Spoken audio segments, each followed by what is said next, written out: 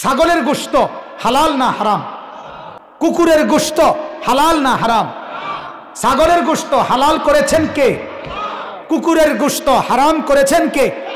আল্লাহ। দেখতে বাহ্যিক এই চোখে দেখতে কিন্তু ছাগল আর কুকুর সাইজে সমান, সাইজে গায়ের গঠনে সমান, এবং উভয়টাকে বানাইছেন কে? উভয়টার গায়ে রক্ত মাংস দিছে কে?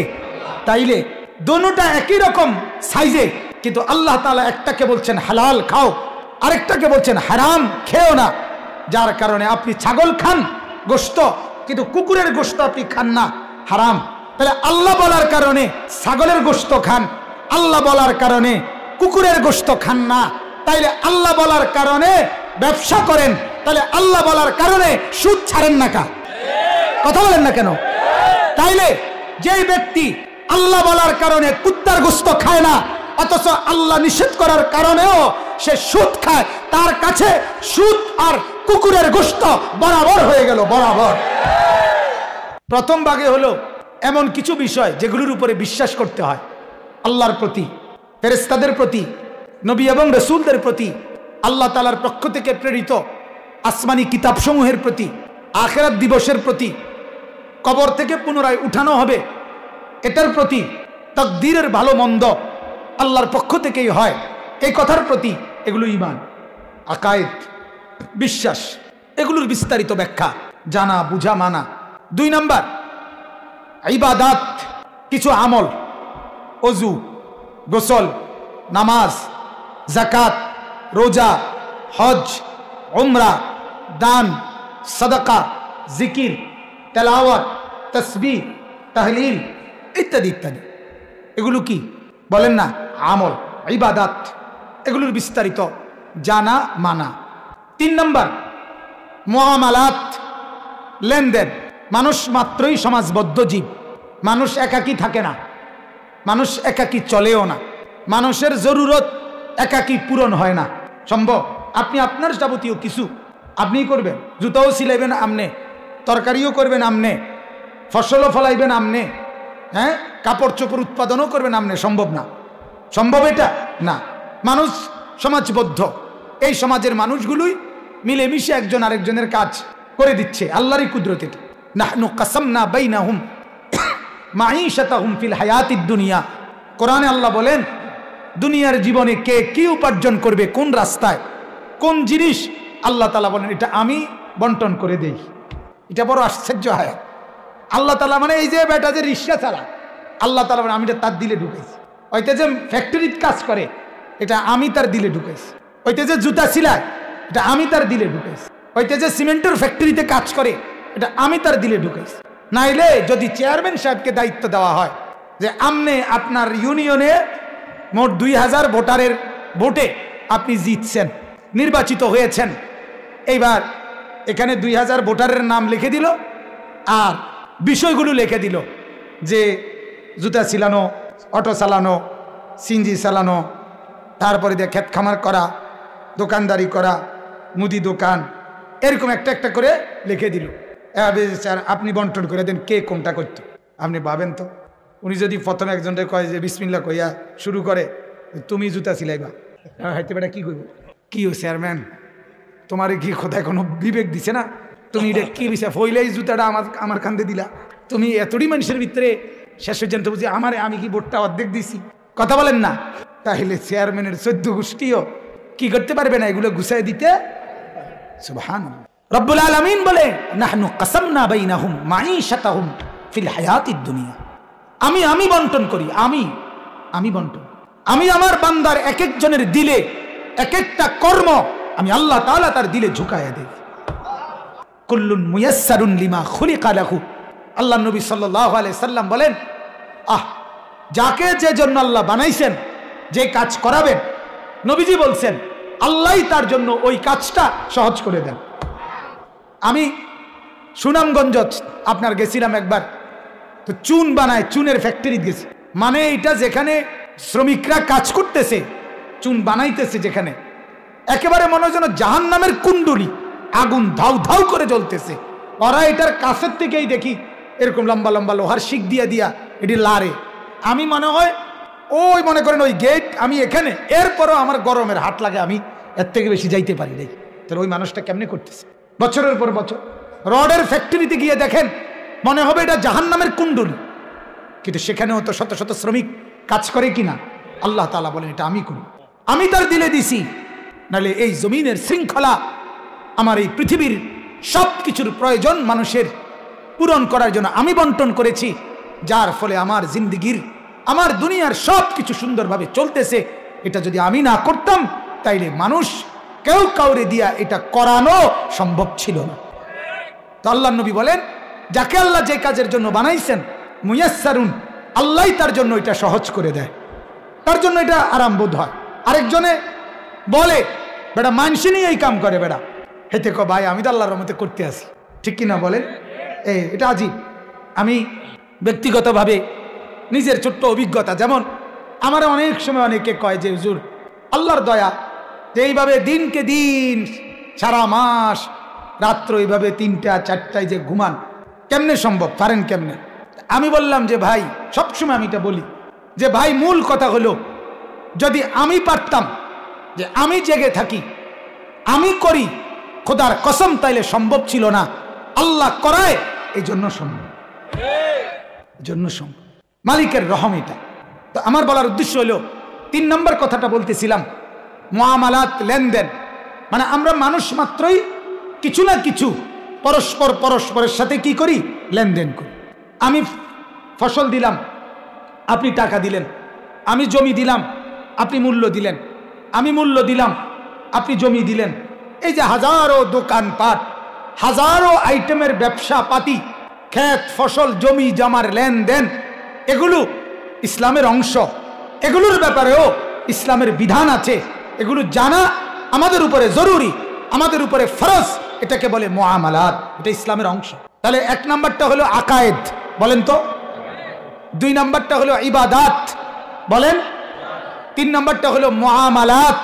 প্রথমটা হলো বিশ্বাস, দ্বিতীয়টা হলো কর্ম মানে আমল, 3 নাম্বারটা হলো লেনদেন। 4 নাম্বার খেয়াল করেন, মুআশারাত। 4 নাম্বারটা পারস্পরিক আচরণ। আচরণ, ইনি আমার মা, এই মার সাথে আমার আচরণ কি? ইনি আমার আব্বা, আব্বার সাথে আমার কি আচরণ? ইনি আমার চাচা, মামা, ফুফা, খালু, ওদের সাথে আমার আচরণ কি? উনি আমার প্রতিবেশী, ওনার সাথে আমার আচরণ কি হবে? ইনি চেয়ারম্যান, তো ওনার সাথে আমার আচরণ কি হবে? উনি আলেম, ওনার সাথে আমার আচরণ কি হবে? উনি রাস্তার পথিক, ওনার সাথে আমার আচরণ কি হবে? উনি আমার স্ত্রী, তার সাথে আমার ব্যবহার কি হবে? এ আমার ছেলে মেয়ে, এর সাথে আমার আচরণ কি হবে? এই যে আচরণ, কার সাথে কি আচরণ? না সবার সাথে সমান। মার সাথে যা আচরণ, তো শাশির লগে তাই না, মা অনেক কাছের, তারপরে তারা, তারপরে তারা, তারপরে তারা। তাহলে কার সাথে কি আচরণ হবে এটা জানা, এটা বুঝে নেওয়া, এই অনুযায়ী আমল করা, এটা ইসলাম, এটারে মুআশারাত বলে। 5 নাম্বার হলো আখলাক, চরিত্র। প্রত্যেক মানুষের ভেতরে ব্যক্তি কিছু চরিত্র আছে, এটা আবার 2 ভাগ, কিছু মন্দ চরিত্র, কিছু সৎ চরিত্র। মন্দ চরিত্রগুলো দূর করা, সৎ চরিত্রগুলো আনয়ন করা। যেমন কৃপণতা, এটা একটি মন্দ স্বভাব না উত্তম স্বভাব? এটা সরানো। দানশীলতা, সাখাওয়াত, এটা মন্দ স্বভাব না উত্তম স্বভাব? এটা আনা। এটা হিংসা, এটা উত্তম স্বভাব না মন্দ স্বভাব? এটা সরানো। আবার অপরের কল্যাণ কামনা করা, এটা উত্তম স্বভাব না মন্দ স্বভাব? এটা আনা। এইটা আখলাক, ব্যক্তি চরিত্র। কিছু কুরিপু, মন্দ স্বভাব সরানো, কিছু সুরিপু, উত্তম স্বভাব আনা। আমার বাপ, তাইলে কি বুঝলেন? 5টি বিষয়ে এই পুরা কোরআনের বর্ণনা, হাদিসের সব বর্ণনা। হয়তো এটা আকায়েদ, নয়তো এটা ইবাদত, নয়তো এটা মুআমালাত, নয়তো এটা মুআশারাত, নয়তো এটা আখলাক। আল্লাহ তাআলা বলেন, মনে করেন আল্লাহ তাআলা বলছেন, আল্লাযীনা ইউমিনুনা বিল গায়ব, যারা ঈমান আনে অদৃশ্যের উপরে, তাহলে এটা আকায়েদ। আল্লাহ বলছেন ওয়া ইউকিমুনাস সালাহ, যারা নামাজ আদায় করে, এটা হলো ইবাদত। আল্লাহ তাআলা বলছেন আহাল্লাল্লাহুল বাইআ ওয়া হাররামার রিবা, ব্যবসাকে হালাল করেছেন, সুদকে হারাম করেছেন, এটা লেনদেন, ঠিক কিনা বলেন না? আল্লাহ তাআলা বলেন অবিল ওয়ালিদাইনি ইহসানা, মা বাবার সাথে উত্তম আচরণ করো, এটা মুআশারাত। আল্লাহ তাআলা বলেন যে আল্লাহ তাআলা বলেন ফামা ইয়াকুনু লাকা আন তাতাকাব্বারা ফিহা, আমার কাছে অহংকার করা সাজে না, তাহলে এটা আখলাক। উদাহরণ দিলাম আর দ্রুত, তাহলে কি বোঝা গেল? পুরা কোরআনের বক্তব্যে 5 ভাগে বিভক্ত। কয় ভাগে? কোন রাসূলুল্লাহ সাল্লাল্লাহু আলাইহি ওয়াসাল্লামের পুরা জিন্দেগি কয় ভাগে বিভক্ত? এই যে এবার ওই কথার লগে এই কথাটা মিলান। আপনি যে প্রথম শুনলেন হে ঈমানদারেরা পূর্ণ ইসলামের মধ্যে প্রবেশ করো, তাহলে কয়টার মধ্যে? বুঝাতে পারলাম নি? আল্লাহ যে বললেন তুমি পূর্ণ মুসলমান না হয়ে মইরো না, তাহলে কয়টা বিষয়? তোমার বিশ্বাস ঠিক করো, তোমার আমল ঠিক করো, তোমার লেনদেন ঠিক করো, তোমার আচরণ ঠিক করো, তোমার আখলাক ঠিক করো। সুবহানাল্লাহ। হ্যাঁ, প্রতিটা সমান গুরুত্বপূর্ণ, সমান গুরুত্ব। আকিমুস সালাহ, এটা আল্লাহ তাআলার আদেশ, নামাজ আদায় করো, এটা যেমন গুরুত্বপূর্ণ, তো আল্লাহ তাআলা স্পষ্ট বললেন কুলু মিন তাইয়্যিবাতি মা রাযাকনাকুম, হালাল রিজিক ভক্ষণ করো, এটা একই আদেশ। আদেশ কিনা বলেন না? তাহলে ওইটা যদি আপনি পালন করেন নামাজ, তাহলে হালাল খাবেন না কেন? কথা বলেন না। সুদ খাইবেন কেন বলেন? আমি আপনার স্পষ্ট বলি, আপনার যুক্তি আপনি বলেন। ছাগলের গোশত হালাল না হারাম? কুকুরের গোশত হালাল না হারাম? ছাগলের গোশত হালাল করেছেন কে? কুকুরের গোশত হারাম করেছেন কে? আল্লাহ। দেখতে বাহ্যিক এই চোখে দেখতে কিন্তু ছাগল আর কুকুর সাইজে সমান, সাইজে গায়ের গঠনে সমান, এবং উভয়টাকে বানাইছেন কে? উভয়টার গায়ে রক্ত মাংস দিছে কে? তাইলে দোনোটা একই রকম সাইজে, কিন্তু আল্লাহ তাআলা একটাকে বলছেন হালাল খাও, আরেকটাকে বলছেন হারাম খেও না। যার কারণে আপনি ছাগল খান গোশত, কিন্তু কুকুরের গোশত আপনি খান না, হারাম। তাহলে আল্লাহ বলার কারণে ছাগলের গোশত খান, আল্লাহ বলার কারণে কুকুরের গোশত খান না। তাইলে আল্লাহ বলার কারণে ব্যবসা করেন, তাহলে আল্লাহ বলার কারণে সুদ ছাড়েন না কা? কথা বলেন না কেন? তাইলে যেই ব্যক্তি আল্লাহ বলার কারণে কুত্তার গোশত খায় না, অথচ আল্লাহ নিষেধ করার কারণেও সে সুদ খায়, তার কাছে সুদ আর কুকুরের গোশত বরাবর হয়ে গেল, বরাবর বরাবর বেটা। নাই তো তুমি বলো তুমি কুত্তার গোশত খাও না কা? আল্লাহ হারাম করছে দেখেই তো খাও না। কথা বলেন না কেন? তাহলে আল্লাহ সুদ হারাম করে নাই, তো এটা খাও কা? এটার কি কারণ হইতে পারে? অতএব একটা উদাহরণ দিলাম, আমাদের জিন্দেগির এটা দরকার। আমার বাপ আমাদের অনেক বড়, আমরা যারা মাশাআল্লাহ কিছু মানুষ তো আলহামদুলিল্লাহ আছি, নিজেদেরকে নামাজি দিনদার মনে করি, সমাজের মানুষও মনে করে মাশাআল্লাহ উনি ভালো মানুষ, নামাজি মানুষ, মাশাআল্লাহ নামাজি, ঠিক আছে। কিন্তু ইসলাম তো শুধু এই একটাকে বলে না। কথাটা আমার বুঝছেন কিনা বল?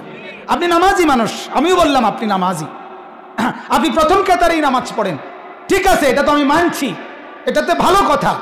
কিন্তু ইসলাম শুধু এতটুকুর নাম না, ইসলাম ওই 5টাকে পুরাপুরি মেনে নেওয়া, নিজের জীবনে বাস্তবায়ন করা, এটার নাম।